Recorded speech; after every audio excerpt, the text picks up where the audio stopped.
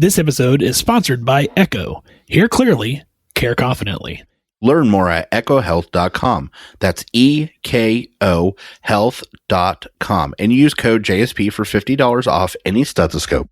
Just Some Podcast Media. The thoughts and opinions on Just Some Podcast are of the hosts and guests and do not represent the views of organizations that employ them or they volunteer for. They are also not responsible for spontaneous black holes or nuclear wars that may occur. You have been warned.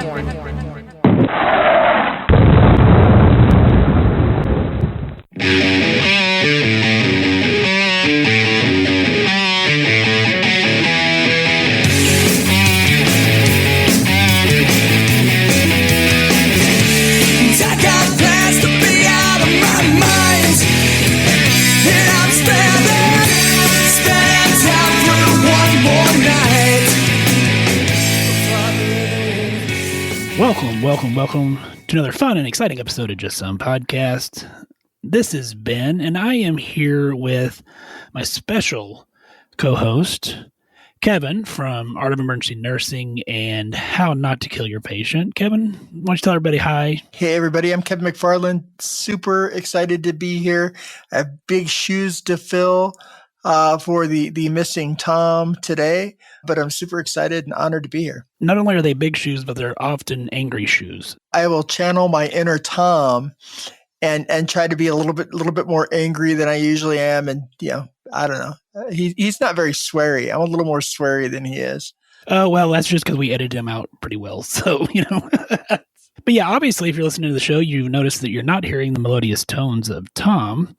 And that is because, he took the week off. He is actually out doing hair implants on cows that have alopecia. And I was like, Tom, I really don't think that cows need toupees. But I mean, Kevin, you know how he is. I mean, once he gets his heart set on something, he has to do it.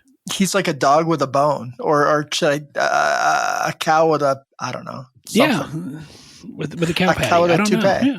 Yeah. Exactly. So if you're out there and you're seeing cows with toupees on, that's probably the work of Tom from Just Some Podcasts. So, we do look forward to having him back next time. And I'm sure that Kevin is going to do a wonderful job filling his angry shoes, like we said. Like I said, I'll do my best to channel my inner Tom. Well, man, so normally we start the show with some banter. So how are things going for you? Things are fantastic. It's been a little bit busy these last couple of weeks. I've been busier than I want to be, but I've had a blast. The good thing about liking what you do is it makes it easy to do it, and sometimes to our detriment. I think I work a little bit too much, but it's because I love what I do. No, I completely get that, and as we were talking off air, it's August, and so that is back to school time, and so the office is absolutely swamped with kids needing to get vaccinations and getting their well child exams. And then, of course, you have all your bus drivers exams and stuff. So it has just been absolutely packed at the office. I bet. Back to school is probably a busy time for you, for a lot of nurse practitioners. It is, especially if you're in family practice. And then, you'll see a little bit of a decline for, about 3 weeks after school starts. And then all the little germ factories, the schools, the kids will start sharing germs again. And then we'll start seeing intake. Right back up again. Yep. Well, so normally, we do our social media shout outs. So you can find us. We're on Facebook, Instagram, Twitter, and YouTube, all at Just Some Podcast. Our website's www.justsomepodcast.com. You can email us and tell us if you see one of those cows with a toupee, JSP@justsomepodcast.com. Kevin, where can they find you at, man? Easiest place to find me on all the social media channels at Art of Emergency Nursing is the easiest place to find me. I have 2 podcasts, Art of Emergency Nursing and the How Not to Kill Your Patient podcast. That one's a little bit more clinical. Art of Emergency Nursing is just kind of telling stories and nurses telling nursing stories. Which, definitely makes sense. And nurses always have some good stories, and they're both great podcasts. Always the best stories for sure. So, and of course, if you want to help out our show, you can, give us ratings, reviews. That helps drive us up the algorithms. And we do have that Amazon link on our website. If you click on that and then go do all your shopping, it kicks a little bit of proceeds back to the show. It's a great idea. Kevin, we're talking a little bit about, kids going back to school and in a few weeks, how things are going to start seeing some more illness. And so that kind of ties nicely. Look at that segue. That ties nicely into our story that you may have missed. And I actually got this story in my email this morning. And so it was just very fitting that we were going to talk about this. So antimicrobial resistance is linked to 569,000 deaths within the Americas in 2019. So they're saying that 569,000 deaths were linked to bacterial antimicrobial resistance in 35 countries of the WHO region of the Americas. And this was published in a new peer-reviewed paper published in the Lancet Regional Health for the Americas. The analysis on the burden of AMR in the Americas is the most comprehensive yet for the region, providing data for 35 countries, 23 bacterial pathogens, and 88 pathogen drug combinations. Now, what they're saying is that the study estimated that more than 2 of every 5 deaths that involved infection in the Americas was associated with AMR. That's 11.5% of the global deaths associated with AMR. And the 4 AMR-related infection syndromes causing the most fatalities within the Americas region: bacterial respiratory infections caused 293,000 deaths, bloodstream infections or sepsis, 266,000 deaths, intra-abdominal infections, 181,000 deaths, and urinary tract infections for 80,000 deaths. Interesting. I wouldn't have thought, I thought sepsis would be higher. I would have too. Tomato. I mean, you end up with a respiratory infection, then sepsis is right around the corner, right? And I didn't get obviously a breakdown of the study, but it may have just been looking at the initial cause of death. So if you started with a pneumonia that then turned septic, technically would it be considered a bacterial respiratory infection? Yeah. So 5 of the most deadliest pathogens that were seen: Staphylococcus, E. coli, Klebsiella, Streptococcus, and Pseudomonas were some of the top 5. So, Kevin, with your time in ER and, of course, my time in family practice, one of the things that we've really been hounded on lately is using antibiotics judiciously. So what are some of your thoughts on that, man? And that's probably one of the hardest things, because when people come to the emergency department, when people come to see you as a nurse practitioner, they want answers and they want a medicine. They want something, right? So they're not feeling good. If you're saying, hey, just kind of ride this out, you're going to be okay. This doesn't necessarily need antibiotics. They really have set in their mind that they need those antibiotics. Yeah, and I think, and this may just be my naiveness, as I haven't worked ER for several years now. You have the ability to pull a CBC, so you can look at that white count and say, hey, no, your white count is 7. This is clearly not a bacterial infection. And so you do have that recourse to, try to prevent overuse of antibiotics. And I will say, I think in family practice, the first couple of years I was out, it was really hard because, like you said, we're a pill-based society and they want a pill to feel better. And I think now that I have been out in practice for several years and I have patients who have established with me for years and years, they trust my judgment more. They have that rapport. And so I can say, hey, you know what? This looks viral. And they're going to be like, okay, we'll wait it out. Yeah. Yeah. That's the important thing about having a primary care doc that you can actually establish that relationship with. Oftentimes in the emergency department, there are some people who I think the emergency department is their primary care doctor, but for the most part, we're typically seeing people, one off kind of thing. Oftentimes we don't build those relationships. So they very well may turn around and go from our emergency department to another emergency department because they didn't get the answer they were looking for. Yeah. Yeah. So if you're out there in practice, judiciously use those antibiotics, but because antibiotic resistance is going to be a real thing, and it's going to just continue to get worse, unfortunately. Yeah.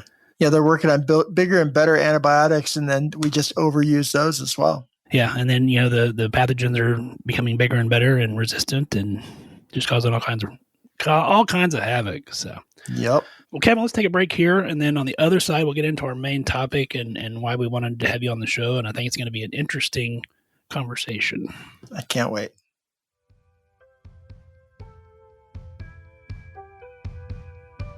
Hey guys, it's Ben from Just Some Podcast. Make sure that you are checking out that Echo Core Digital Stethoscope. That thing is amazing. It has 40-time amplification. It has noise cancellation. It Bluetooths to your phone. It even the app now detects AFib as well. So this truly is the future of auscultation. It is a game-changing piece of equipment, like Tom and I tell you every single week. You know what? Go check them out. It is ecohealth.com, ekohealth.com. Use code JSV. Gives you $50 off your order. Let them know that we sent you. And while we're talking about things that you should be checking out, go check out cbdstat.care. They have increased the milligrams that their products are while dropping prices, and that is absolutely unheard of in today's economy. So go check them out. They have the salves, they have the rubs, they have the drops, all kinds of great products. Tom and I use them, as we tell you, every single week.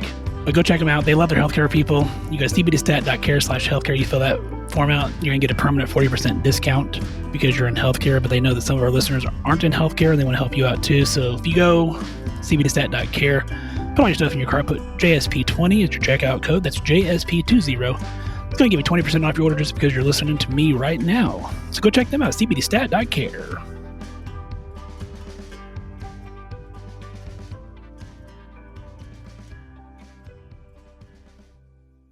Kevin, so you have a pretty large social media presence. We have one as well at Just Some Podcast Media with our bevy of podcasts. And so that's why we wanted to talk tonight is social media presence and healthcare. So the catalyst for why we're discussing this is a surgeon in Ohio who went by the name of Dr. Roxy on TikTok, recently had her medical license removed from her by the Ohio State Medical Board. They permanently revoked her license. They also ordered her to pay $4,500 in fines based on her failure to meet the standard of care. I do want to get into the aspects of this. Now, she was a plastic surgeon and was noted to live stream procedures. And while doing this, was often kind of talking to the camera and while doing procedures such as liposuctions and things of that nature. So Kevin, before we get into kind of the meat and potatoes of all that, what are some of your thoughts and particularly your social media warriors? I got to tell you, I think the social media is one place that is a big red flag for nurses. I mean, you got to be really careful about what you're putting out there in the world. And even when you don't think you're representing your brand, your hospital, your organizations, your profession, those things are going to be tied together all the time. My social media, a lot of my social media says nursing is right there in the title. I try to be very careful about what I post online and try to keep as much separation between what I do and where I do it and the social media that I put out there. Kevin and I were kind of talking a little bit pre-show that maybe it's just kind of a different generation thing. For us more mature healthcare people, I mean, we didn't always have social media. It wasn't channel my inner Tom and say, those damn kids on their TikTok. Exactly. See, yeah. Now I'm feeling like I'm with Tom. See, now you're feeling they're good. Trying to make you feel better here. But the reality is the younger generation is social media is their language. It's become so much a part of their everyday that they don't even think about it. Like it's nothing to see someone who's doing a video. And I remember I do a few videos. I've done quite a few videos on Instagram. And whenever I was wearing something that showed where I worked, I made sure to take it off. I made sure to, my badge wasn't showing. I made sure none of that was on there. I didn't want anyone to be able to tie that back to where I work and what I do. Yeah. And I mean, I think, at least I know with the place that I'm employed, for the last several years, they've had a social media policy, and it's basically, and it's not that they don't want you to be able to interact with your friends outside of work, but anything that's going to potentially defame them is going to be a violation of policy that is then therefore subject to discipline. Actionable. Yeah, for sure. And I don't mean just hospitals. I mean, I think businesses in general, because of the way the world is now, with everything being, I mean, you have the entire world in your hand at any given point. And so, I mean, I think that all businesses are going to have to enact some sort of policy like that. Now, obviously, with healthcare, we have additional concerns like HIPAA, and patient privacy, patient rights, things of that nature. And that's where a lot of this, the board referenced on Dr. Roxy. I think one of the things that if you have a large social media following, or if you have any kind of social media following, you got to be really careful about what you do. You got to be really careful about what you do and what you say. And there are times that, I want to post something that's happening at work, and I want to post something that's relevant. But then I always remember that, like, that could be easily tied back to this person, this event, this, family member, this patient, whatever the case may be. And I always am like, okay, I'm just not going to get myself into that kind of situation. Yeah, no, I understand. And like I said, we were kind of talking a little bit beforehand. I will post on my personal social media things like, if the clinic that I work at, if we're having an electrical outage or phones are down, I will post that. But I don't get into patient specific things. I don't get into anything that is going to be what I consider personally, for me, and this is a very personal decision, an ethical concern or violation. Yeah. I know when I, during COVID, when COVID was really hot, I ended up doing a lot of media, particularly for the organization I'm part of. I'm part of an emergency nursing organization.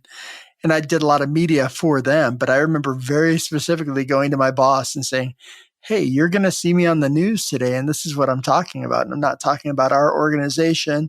I'm not talking about any specific organization, but I'm just talking about kind of nursing in general. And, my boss was like, okay, let me just run it through my boss and make sure her boss knew. And I wanted to make sure to be as upfront about that as I possibly could, because I didn't want there to be any surprises. And the same token, really trying to have a clear separation between where I work and the organizations that I represent. So, yeah, I mean, and there is a little disclaimer at the beginning of our podcast that plays every time, that thoughts and opinions are of the host and the guest and don't represent any organizations that we are employed by or volunteer for. And that's just because, again, while we try to maintain, some semblance of anonymity, although, I mean, is there truly anonymity in today's world? Probably not. We don't use last names like that and things like that on the show. We don't say specific locations. You still, you have to be cautious with things that you say and do. One of the things that I realized pretty early on, I started doing my podcast. My podcast has my first and last name right on there. It's, I'm the face of the brand. We were doing a Zoom for my organization. And during the Zoom, I did, was talking a little bit about the emergency department, and we were recruiting new nurses for the emergency department. And somebody chimed in, one of the nursing students we were talking to chimed in and said, hey, Kevin, I've heard your podcast. I love your podcast. And the HR rep was like, wait, podcast? Do you have a podcast?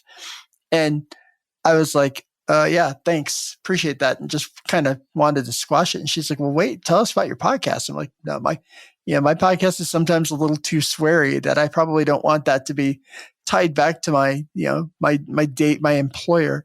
I try to keep it as separate as possible. You just never know. You never know what's gonna come out.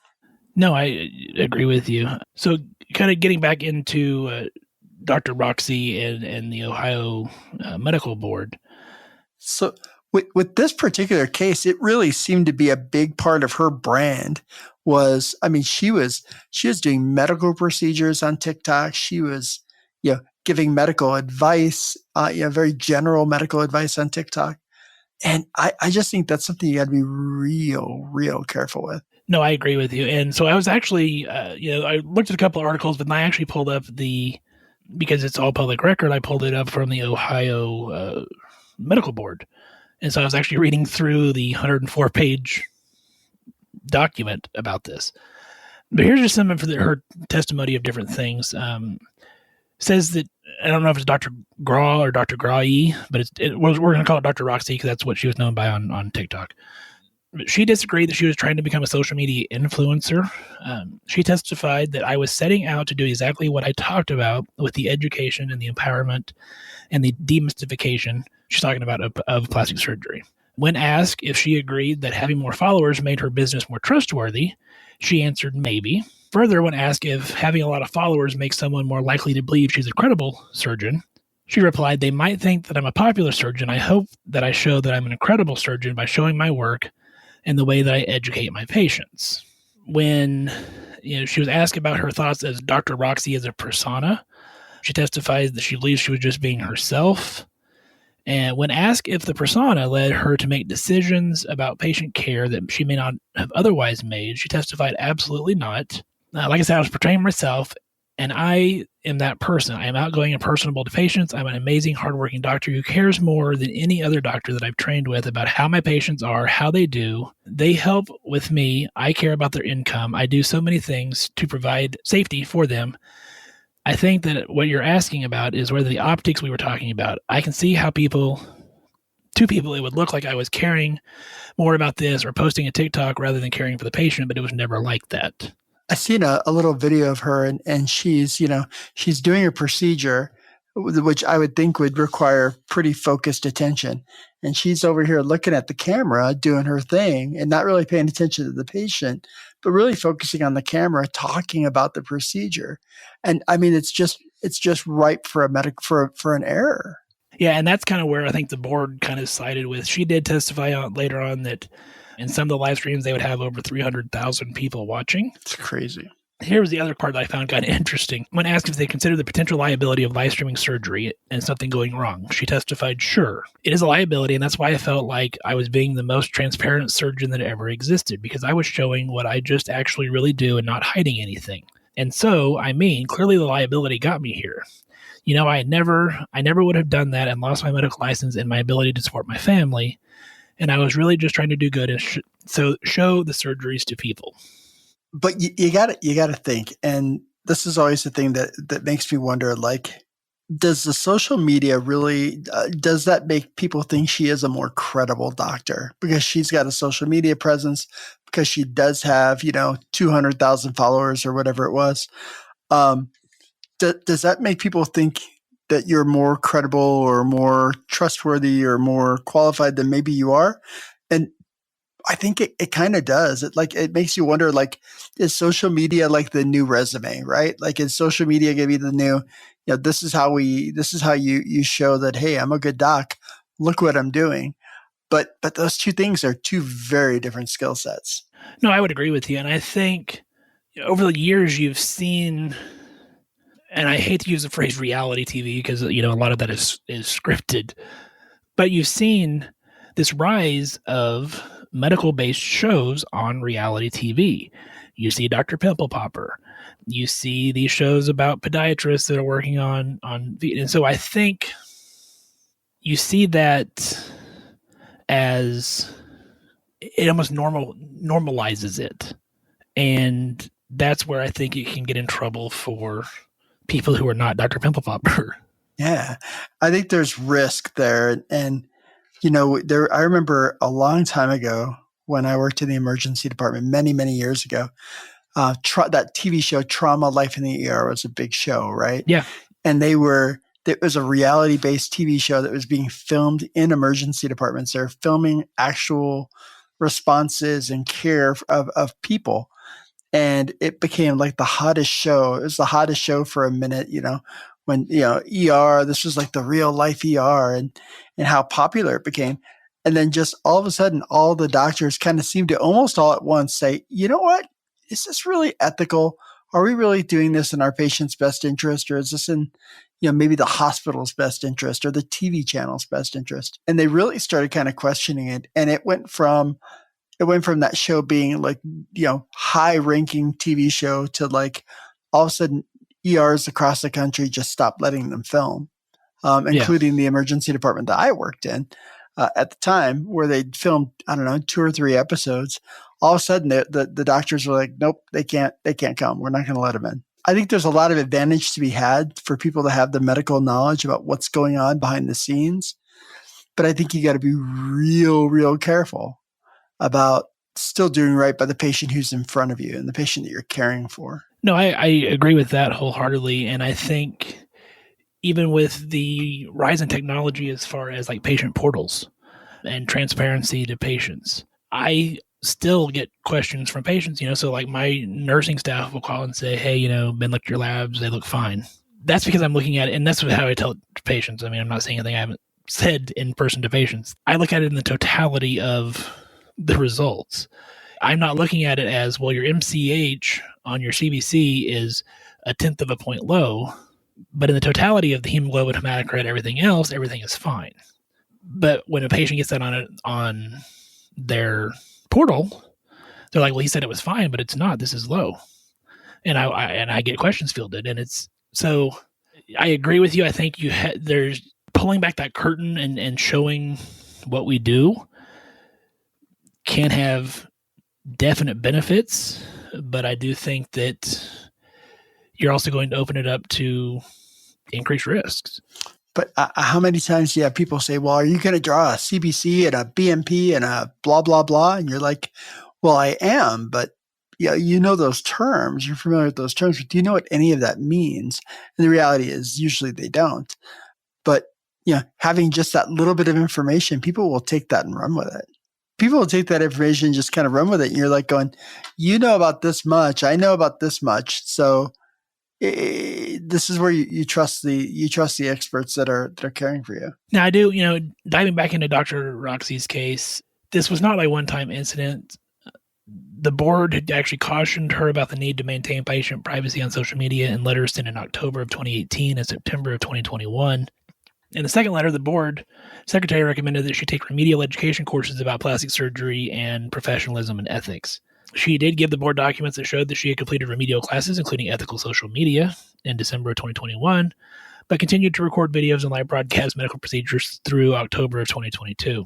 And then I think here's where I think the board had issues with broadcasting surgeries and the violation of concerns for patients' privacy. But then when we started having complications, I think that's when they ultimately were able to tie that in, which led to the revocation of the license. So there were at least 3 patients who were not named that experienced complications after seeing her for cosmetic surgery. And these were outlined in the suspension notice. One patient received a Brazilian butt lift, a tummy tuck, and a liposuction. That was in July of 2020. The patient saw her again in March of 22 for more cosmetic procedures. And Dr. Roxy looked and spoke to the camera while engaged in liposuction on the patient's abdomen. A few days later, after the surgery, the patient was hospitalized and found to have a perforated small bowel and a soft tissue infection. And all the evidence the lawyer needs is right there online. Yeah, unfortunately. The second patient, December 2020, provided several cosmetic procedures to another patient under anesthesia, including liposuction and Brazilian butt lift. The next day, they went to the emergency room because they were experiencing severe abdominal pain and cramping and had to have several surgeries to her stomach. The last patient, a third patient in December of 21 for breast augmentation, a few days later reported nausea and bleeding from the breast, was treated at the clinic. After the patient reported pain, malaise, and nausea, a nurse practitioner then treated her at the clinic, but the patient had to be hospitalized for tachycardia. At the hospital, she was found to have an infection, which required treatment and removal of the implants. Wow. Now, that's not to say that complications don't happen. I mean, complications happen in family practice, happen in general surgery, happen ERs, happen everywhere. Everywhere. But I think, like you said, when it's broadcast live and when you are looking at the camera and talking to the camera while you're liposuctioning an abdomen, that's not a good look. 100%. Oftentimes you see these people online, and I don't know how many times I've seen like procedures done in real time online, and I'm always nervous to see something like that. I would certainly be nervous to record something like that because, I mean, the good, the bad, the ugly, it's all right there. So recording something like that brings up an interesting question that I have for you then. Have you ever had a patient ask if they recorded a procedure? Because I have. It's easy to point back to the hospital policy and say, hey, our hospital policy typically most hospitals will have a policy that says no video recording in the procedure areas, no video recording in patient care areas. I would not feel comfortable with that request. And I have particularly because I don't do a significant amount of procedures. Most of the time it's abscesses, drainages, things like that, or mole removals. The kind of cool stuff people want to see on videos anyway. Right. Yeah.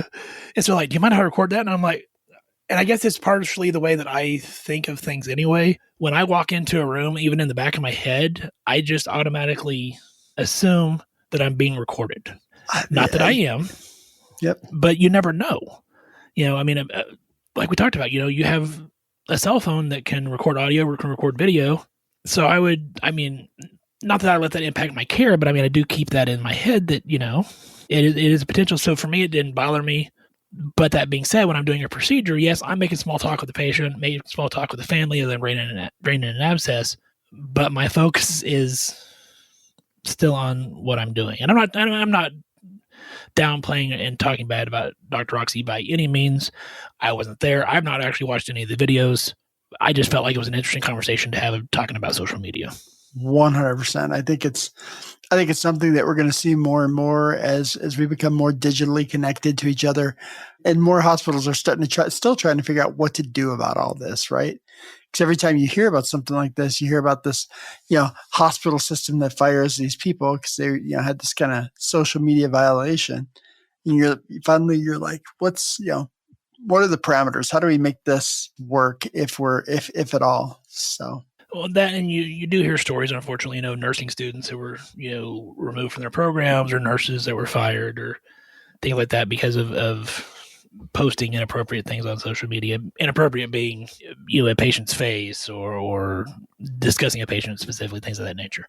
I think this is also a good time, Kevin, that we may have some new little nurselings or nursing students, nurse practitioner students, PA students, whatever. You're going into a profession. You're going into a career. I stress the word profession in that professional. Before you are out and before you're applying for jobs, clean up your social media. Clean up your Facebook. I guarantee no matter where you apply, one of the first things they are going to do is type your name in Facebook and scroll and have a scroll. Now, I think that's good advice for anybody, is to just Google yourself and see what comes up. Just Google yourself and see what comes up. And the reason I tell people to do this is not all that long ago, I was on a job interview, and I sit down at the job interview, and they have my resume in front of them. And the first thing she mentioned was something that was on social media. It was all over social media. It was all over that I had received this award. And it was an award I received that I wasn't on my resume. It wasn't on anything. But sure enough, she's like, well, tell me about this, because I seen your name associated with this online. And I was like, you rats, you guys Googled me. But then I thought to myself, like, I would totally do the same thing. Like, I would, type it into a quick search, just say, hey, tell me a little bit about this person. I think you can tell a lot about somebody by what they post, and, what they post or what they don't post. I think you can tell a little bit about them. I'm involved in multiple charity boards and, of course, city governments and things of that nature. And so, I am on that hiring side of things. And it is, when we start looking at candidates, I start on Facebook. That's the first place I go and I just take a scroll. I want to see, are you posting pictures about, hey, I went out and got super high last weekend and don't remember a damn thing. Well, that's not a good look. So, that's why I say about cleaning it up. When I was 3 or 4 months you're getting ready to get out of school for my nurse practitioner, I went through Facebook. First thing I did on Facebook was I set it up so that people could not tag me in a photo or a post without my approval. Amen. That is an important step. If you don't have that on your Facebook, get it. The other thing I did is like all the bar photos and stuff that, they're fun at the time, but I went through and deleted them because I didn't want that persona when I'm moving forward as a professional. And I know I, for a while, was trying to kind of manage having two different social media accounts. One would be my more public facing, and then one would be my more private facing. And, that's hard to keep up. It's hard to keep up one social media, let alone two, especially as you get older and but the reality is you are a whole person, and your interests, your whatever is going to come across in your social media. And you just want to make sure that that's okay. Imagine if an employer was to look at your social media profile, what would they see? And is that the image you want to portray as who you are? Yep, no, I agree with you. I think that's a wonderful ending point. So, if you're out there and, what are your thoughts? What are your thoughts on Dr. Roxy? What are your thoughts on patient privacy and social media? What are your thoughts on social media in general within healthcare? Let us know. JSP@justsomepodcast.com. If you want to reach out to Kevin, where can they find you again? Again, you can find me on all the social medias as we're talking at Art of Emergency Nursing. That's right. So Facebook, Instagram, and then the podcast. Well, Kevin, any parting thoughts before we wrap it up? Boy, take a look at your profile and be careful of what image you're portraying. Absolutely. On that note, take care of yourselves, take care of each other, and as Tom would say, be safe out there. Practice swearing just to pass the time. Lately I see why I am alone. I caught some road rage and I thought of you, and all the many times you say I should have known. Took a press so I could find my G. Found mediocrity's the best that I could do. Went to shower but I slept all day. It takes everything to live the life I choose. Oh, what do you say? I screw up everything again. Oh, what did you prove except there's only more for me to lose? Failure's not the same without you.